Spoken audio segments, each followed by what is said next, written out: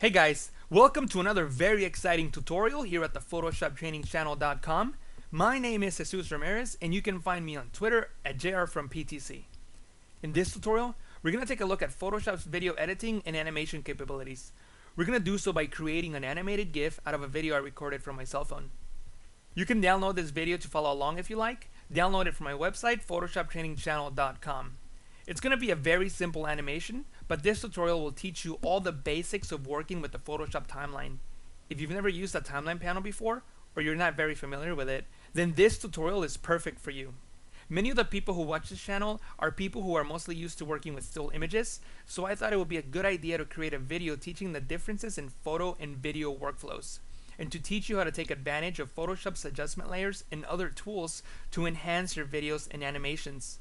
I'm also planning on creating more advanced motion graphic training videos, but I wanted to create a video where I showed you all the basics first. That way we can use it as reference and we don't have to worry about teaching the basics in more complex tutorials. For this tutorial, we're going to first edit the video and then we'll apply a movie look effect using adjustment layers. Then we'll add text and animate the text using keyframes. We'll then use a layer mask to make the text fit within the video. And lastly, I'll show you how to export it as an animated GIF so you can use it on your website. Okay, let's get started. The first thing that I'm going to do is arrange the workspace so I have the proper panels to work with animation and video. So I'm going to go into Window, Workspace, Motion, and that's going to open up my timeline. If you want to keep your current workspace, you can just make sure that the timeline is turned on in the Windows menu, just so you can have the timeline that we're going to be working with.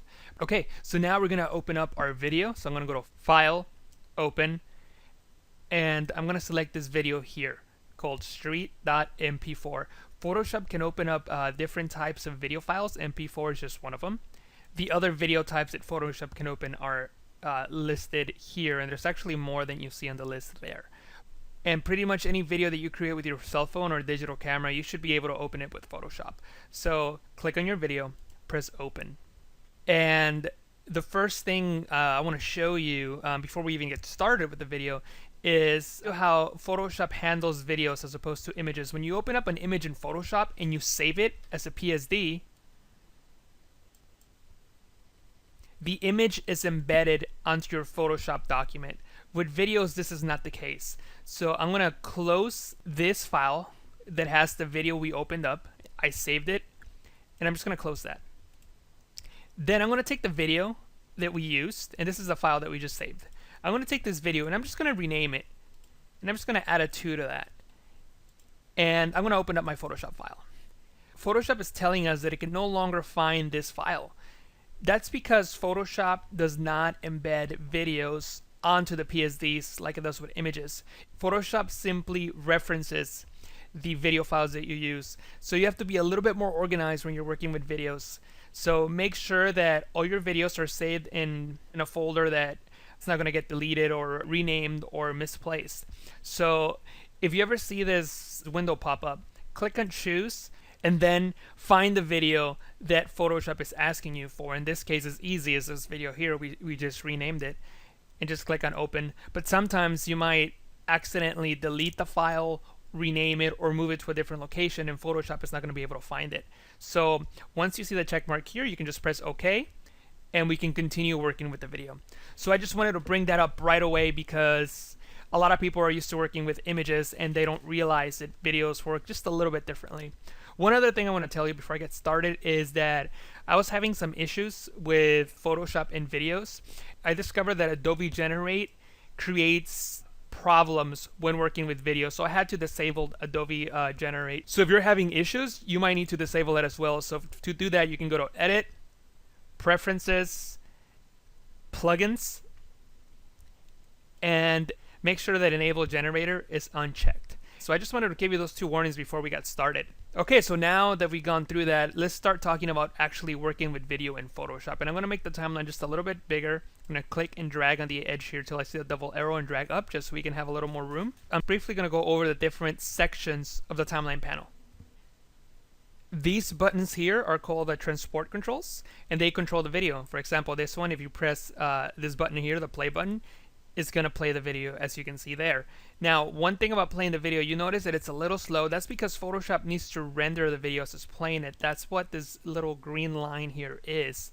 It's actually rendering the video. So if I were to click and drag the playhead back and press on the space bar, which is the keyboard shortcut for the play button, you'll see that the video now is playing at normal speed, or roughly normal speed.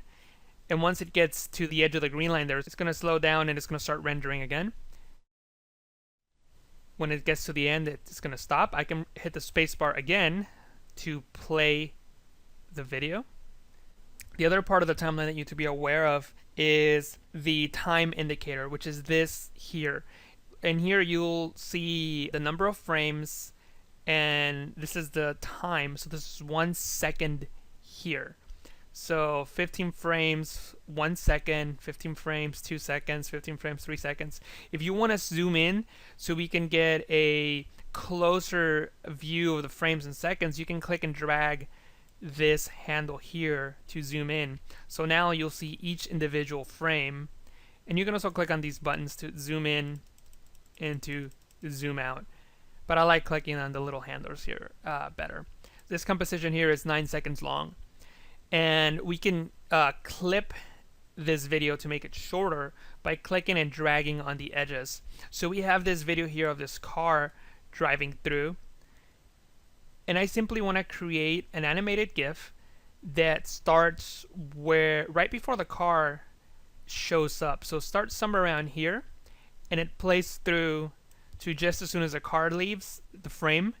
And we'll just keep looping that over and over again, and that will be our animated GIF. So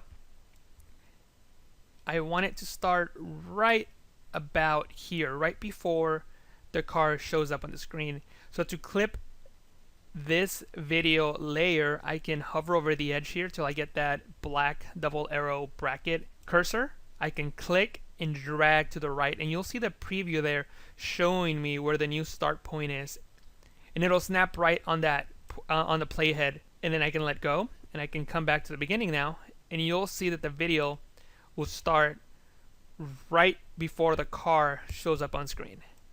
Now I want the video to end as soon as it leaves the frame, so right about there. So I can click and drag this over to the end to clip the video, or I can click and drag this bar here, which tells me how long the video would be. So I can have a longer video, but Photoshop would only render and worry about this part here. But I'm actually going to make the clip smaller. I don't need to have a longer video, but I just wanted to show you that. Anyway, so if I press play now, you'll see that video starts there, and it ends when the car leaves.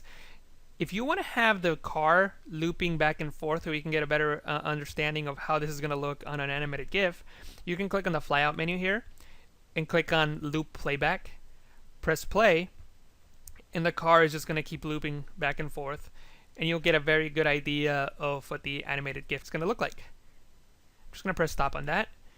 Also, currently, there's no audio enabled for this timeline, but if we click on this button here, it will enable the audio. So I'm just going to press play just so you can hear it.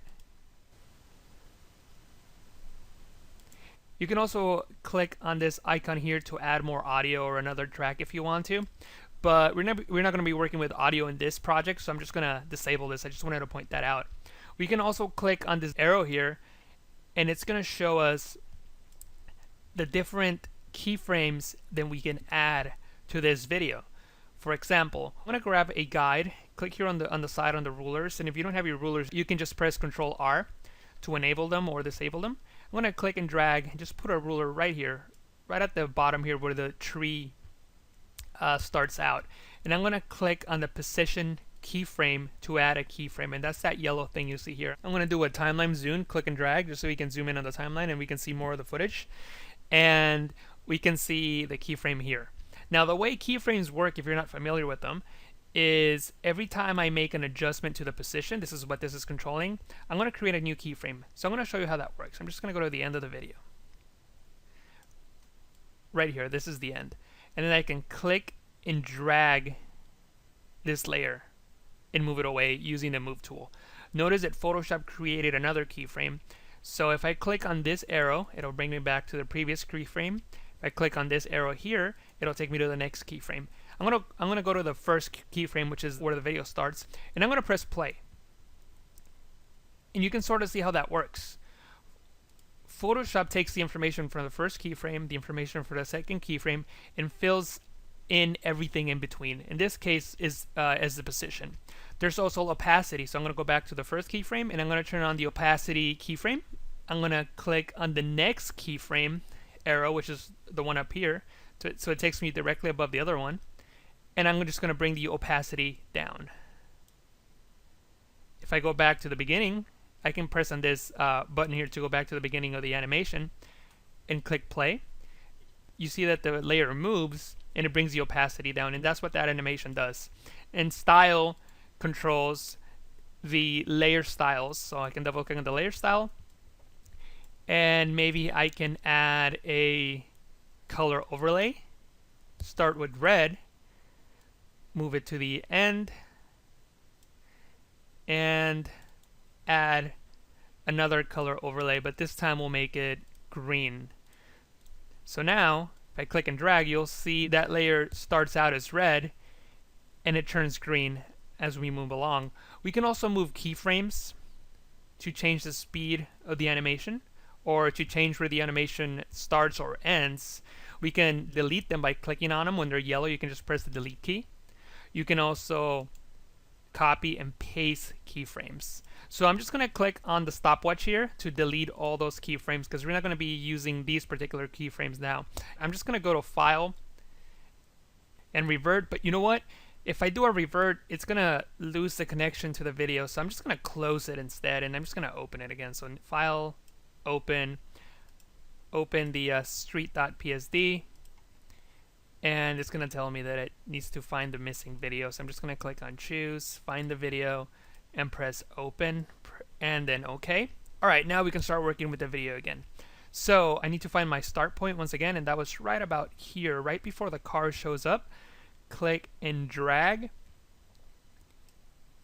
and then find my endpoint, which is after the car leaves the screen, which is right about there. Click and drag all the way to the red line there, which is the playhead, and I can press play just to see how that looks. Alright, that looks pretty good. I'm going to go to the beginning of my timeline, and you can just press this button here. I'm going to click and drag a guide over to the edge where this tree is, and that didn't work. There we go. So I'm going to click on this down pointing arrow, add a position, move to the end of the animation, and I'm going to add another motion keyframe. Now, I wasn't using a tripod, so the camera was very shaky. If I were using programs like Adobe After Effects or some other applications to make video effects, they come with software that allows you to stabilize a shaky image. Since we don't have that in Photoshop, we're going to have to fake it a little bit. So I'm going to add another keyframe here by clicking on the Move tool and then using the arrow keys on the keyboard to move the layer over to the right along the edge of the tree. So now, if I click play, the image is not as shaky. It's still a bit shaky, but that's okay. It's not as shaky as it was before. You can sort of see on the left here how much the image was moving due to my shaky camera work. But anyway, I'm going to press the spacebar to stop the video, and I'm going to grab the crop tool, and I'm going to make a crop, and I'm going to hold shift to make a crop there so we don't see those transparent pixels on the side. I'm also going to move the crop up so I can see more of the houses there and more of the street and not so much of this sidewalk here. And actually that's way too high. Maybe that's the highest we can go there. I'm going to press enter, and I'm going to press play just to see how things are looking. And things are looking pretty good. So we're going to keep things as they are. Since I don't need this guide anymore, I'm just going to press the V key on the keyboard, click and drag it out of the way to delete it. One of the biggest advantages of using Photoshop for video is that you can apply pretty much any layer style, adjustment layer, filter, even 3D objects onto your video and render those out. So for this image, we're going to give it a little bit of a movie effect. So I'm going to click on the adjustment layer and click on color lookup, and I'm just going to select teal, orange, plus contrast, which is way at the bottom. You probably couldn't see it on the video, but it's way at the bottom. And it's going to give my image sort of a movie look, like so. I'm also going to add one more adjustment layer, and that's going to be a curves adjustment layer. And I'm just going to create an S-curve like that. But my highlights are way too strong, and I don't want them to show up as much. So what I'm going to do is I'm going to double click on the layer here and use the blend if options here to move the slider. So if I move the slider to the left, it's going to get rid of the white pixels created by the adjustment layer. But I don't want the transitions to be so harsh. So I'm going to hold Alt and split those so the transitions are much smoother. Then I'm going to press OK. So this is a before and after. It just sort of makes the shadows a bit stronger. They might be too strong actually, so I'm just going to bring the opacity down, and this is just personal preference here. You can do whatever settings you like on that.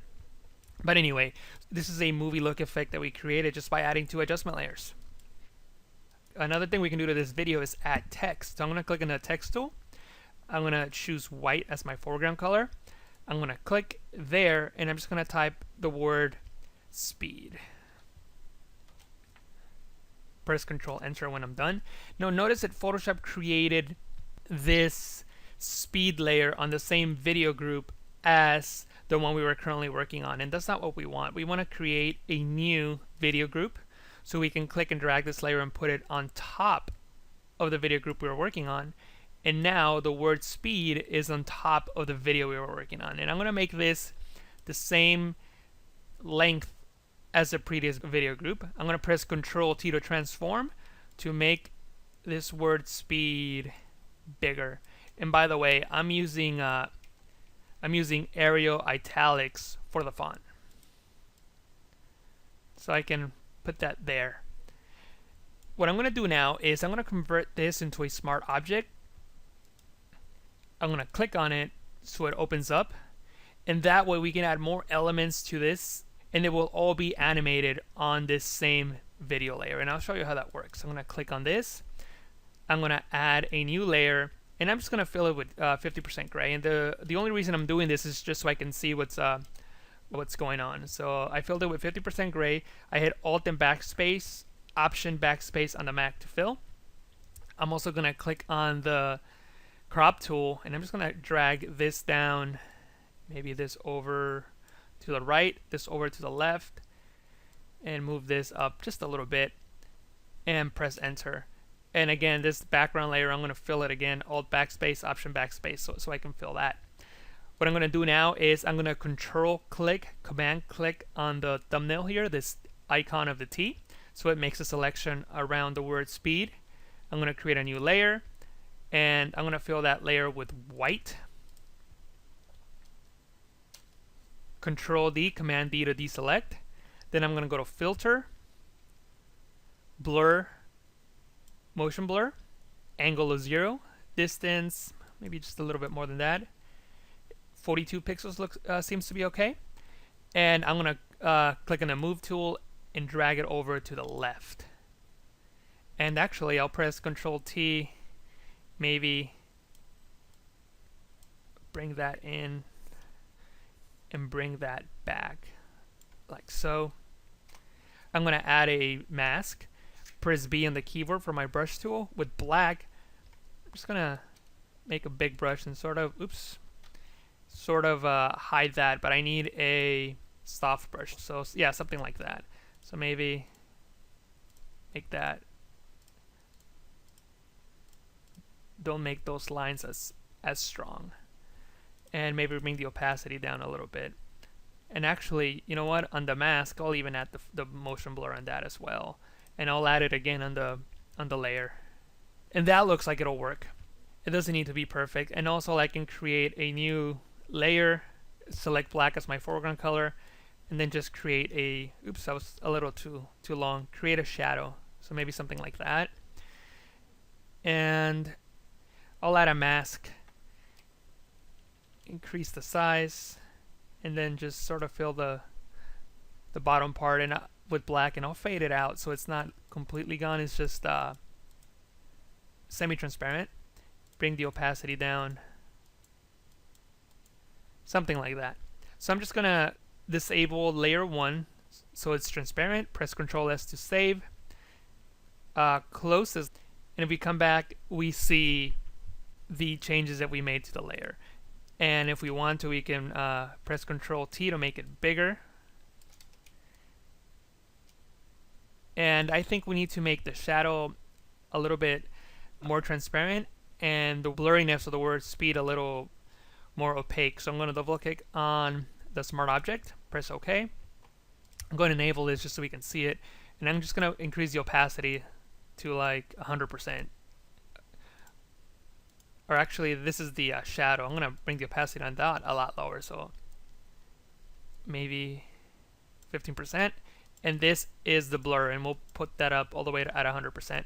I'm going to disable this layer again, Control S to save, Command S on the Mac. I'll come back, and that's looking a little bit better, and we're just going to leave it at this. This is really not that important.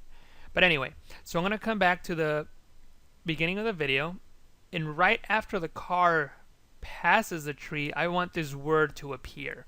So I'm going to click and drag this right here. Actually, maybe the car needs to be about there. This is the video group number 2 that we're working on. This is where the speed composition is. I'm going to click on transform.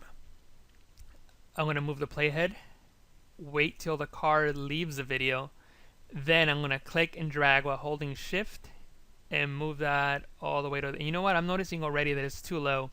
So what I need to do is actually get that a little bit higher, maybe right about there. So it sort of looks like the word is following the car there.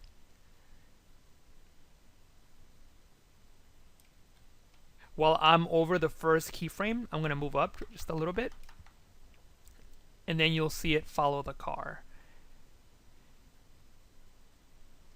And actually, you know what? I don't want it to be as fast as the car, so maybe I should move this keyframe here at the very end. I might need to make the original video just a little bit longer, so that's what I'll do. I'll make the original video just a few frames longer, just so I can have time to get the word out like so.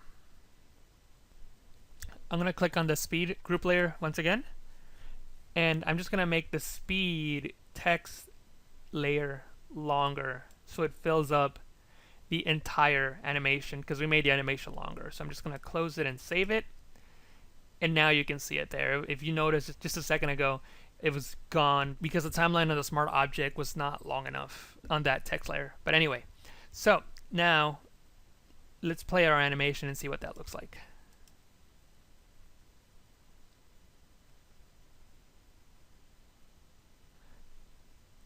Okay, so now what we can do is we can add a mask to hide the word when it's behind the tree.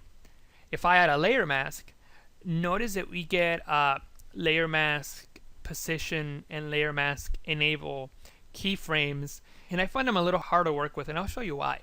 If I add a mask position here and then paint with black on the tree, and I'm just going to do this fast just so you can see the problem, at least that I see.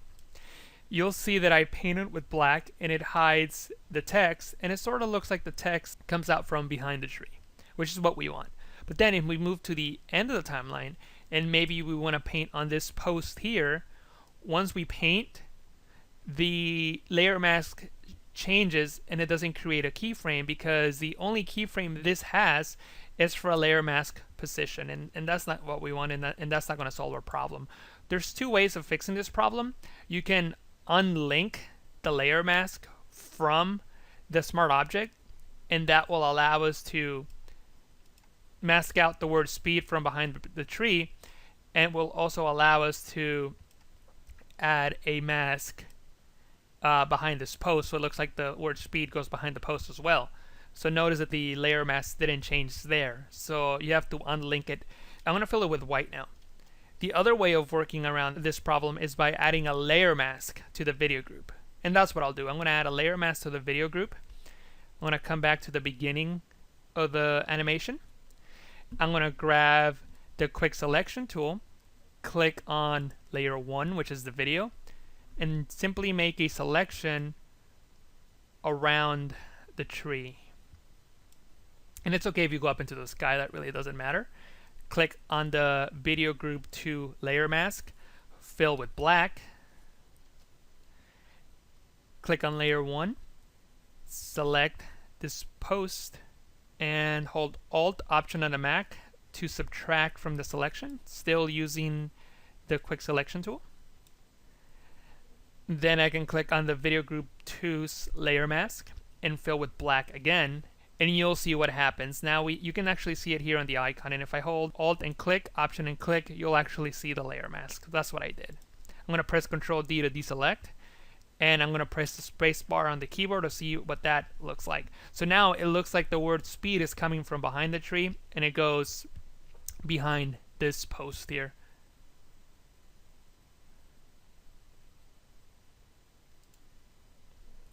Okay, so that's going to be your animated GIF. I'm going to press Control S to save. It's always a good idea to save when you're working with video, because if you have an older computer, Photoshop is more likely to crash. So now that we have our animation, it's time to export the GIF. And to do that, let's go to File, Save for the Web, and we can export this as an animated GIF. First of all, the width is just too big. Usually animated GIFs are much smaller than that, especially because they're shared on the internet. So we can't have huge files and huge file sizes. So I'm just going to bring this down to 25%. And also notice this is only one frame of the image. That's because we have the file type as JPEG. And by the way, just as a side note, if you wanted to save a particular frame as an image, just go to the frame that you want to save, then do a save for the web, save it as a JPEG, and it'll save out that particular frame. But we want the whole animation. To do that, we're going to change the file type to GIF, and it's going to take a minute. It's going to render out every single frame of the animation, and then we can play around with the different settings for the GIF. One of the most important ones is the looping options. If I press play, you'll notice that the animation only loops once. That's because the looping options are set to once. You can change them to forever or other. If you press other, you can just put any value you want here, for example 5, if you wanted it to loop 5 times. But we don't want it to loop 5 times, we want it to loop forever, so I'm just going to select forever from the drop down menu. I'll click play. You'll see a preview of what our animated GIF looks like. I'm going to press stop. There's also a different preview you can do. You can click on the preview button here, which will open up this animated GIF in a browser. In this case, it's going to open up in my default browser, which is Google Chrome. I'm going to click the preview button, and it's going to open up the animated GIF in a browser. So this is more or less the way the animated GIF would look online. And this gives you some information about the file, format, dimensions, file size, and a bunch of other information. But anyway, you can just press on the save button when you're ready, and then save it onto your computer. But I'm not going to do that. I'm just going to click on done. If you wanted to save out this animation as a video, you can come to the drop down menu, click on render video, and choose where you want to save your file. Give it a name if you like. You also have to select the format that you want to save out your video as. H.264 is great if you're going to be sharing it on YouTube or sharing it anywhere online. If you want higher quality, I would recommend QuickTime. You can use the preset of high quality or uncompressed, but this is going to give you some really big file sizes, but they'll be the highest quality possible. Also, if you are using any 3D objects or animations in your video, you want to consider the render options, and most importantly, the 3D quality. There are 3 different levels of quality in which you can render out your 3D animations. Interactive is the lowest quality. Ray Trace Final is the highest quality. Depending on your 3D animation and how complicated it is, choosing Ray Trace Final could add hours, if not days, to your rendering. So you gotta think carefully if the extra quality is worth the extra hours of rendering. You might also consider leaving a video rendering overnight if need be. But anyway, those are the different ways you can export your video. Okay guys, and that's it for this tutorial. I hope you enjoyed it and that you learned something new. Feel free to leave any question or comment down below. I would love to know what you thought about this video. If you found this tutorial useful, don't forget to click the like button and share it with your friends. Make sure you subscribe and don't forget to check out my website for more tutorials, photoshoptrainingchannel.com. My name is Jesus Ramirez. Thank you for watching and we'll talk again very soon.